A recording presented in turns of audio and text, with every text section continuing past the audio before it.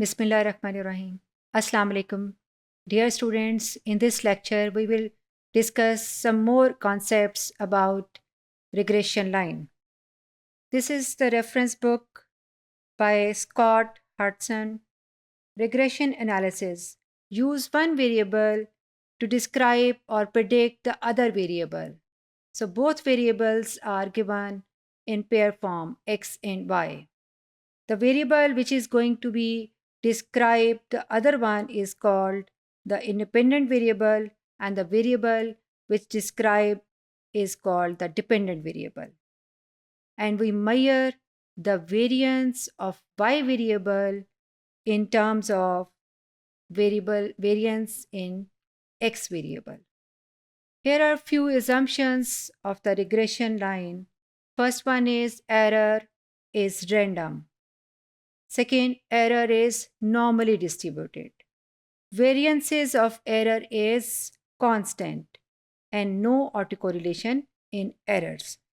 You can observe that all four assumptions are related to error term. Since our model is y alpha plus beta x plus epsilon, this is our error term.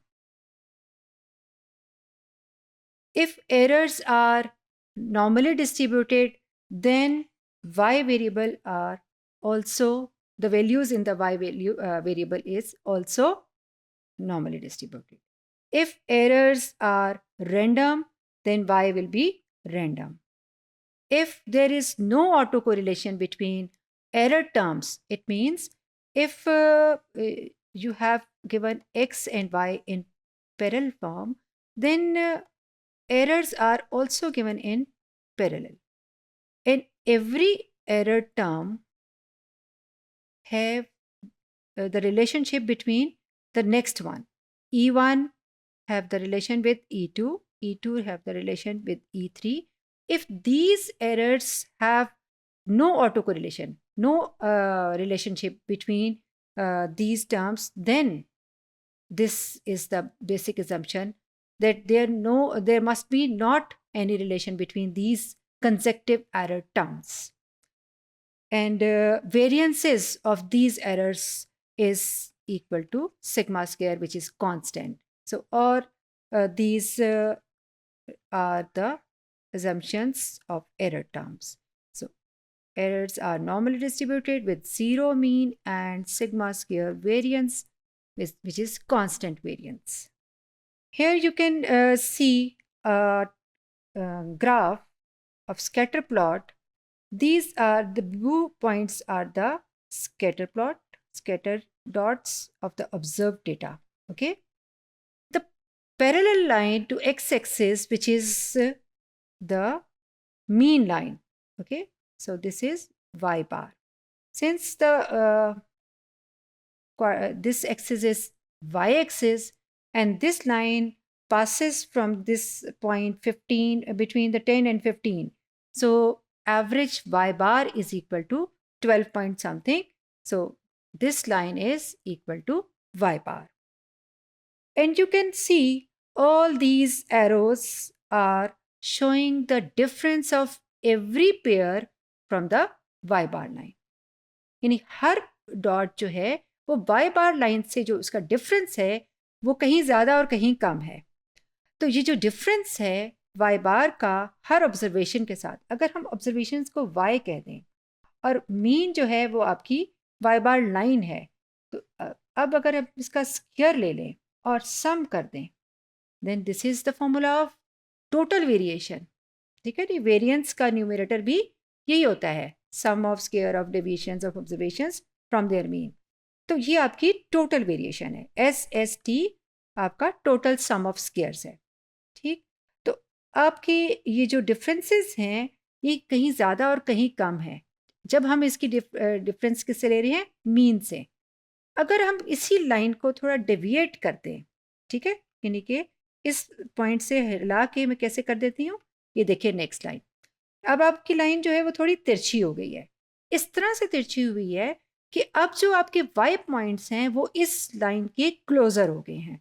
जो longer differences थे वो अब closure हो गए हैं. ठीक है, अब देखिए कि आपका ये वाई वैल्यूज ही हैं, वही जो स्कैटर प्लॉट सेम है आपका, ठीक है।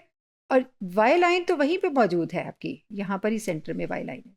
लेकिन ये जो अब आपकी लाइन बनी है, इस लाइन बनने से अब सब डिफरेंसेस जो हैं, जो आपके एरोज थे, वो स्मॉल साइज के हो गए। इसका मतलब है कि रिग्रेशन ने उस टोटल वेरिएशन से कम वेरिएशन को शो किया है, ठीक है जी। तो अब जो वेरिएशंस हैं वो ऑब्जर्वेशंस की तो हैं ही, हर ऑब्जर्वेशन, हर डॉट जो है किसके साथ फर्क आ रहा है, ये जो लाइन है आपकी, this is actually y hat a plus b x. तो y की डेविएशन किसके साथ है अब, y हैट के साथ, और इसका अगर हम स्केयर करके सम करें तो ये आपकी रिग्रेशन सम ऑफ स्केयर की डेविएशन है, ठीक है, रिग्रेशन सम ऑफ स्केयर। तो regression sum of square obviously total sum of square से क्या है, कम है। अगर हम इस चीज़ को दोबारा से देखें कि अगर ये पॉइंट जो सबसे लास्ट का पॉइंट ही है, अगर उस पॉइंट को देखें तो उसका एक डिफरेंस तो ये आ गया, ठीक है। और अगर हम उस डिफरेंस को यहाँ तक ले आए तो वो डिफरेंस अब क्या हो गया, पहले से लॉन्गर हो गया है। तो ये जो डिफरेंस है y माइनस वाई हैट है, sorry this is y minus y hat. और जब हम इस डिफरेंस को ये पूरा लेंगे तो ये डिफरेंस है y माइनस वाई बार। और एक डिफरेंस आपका ये आ गया, और ये कौन सा डिफरेंस है, ये है y हैट माइनस वाई बार। यानी कि आपकी तीन तरह की वेरिएशन है। एक उस पॉइंट से y बार तक की वेरिएशन, उसे हम कह रहे हैं टोटल सम ऑफ स्केयर। उस एक्चुअल y पॉइंट की आपकी ट्रेंड लाइन के साथ वेरिएशन, उसे हम कह रहे हैं रिग्रेशन सम ऑफ स्केयर।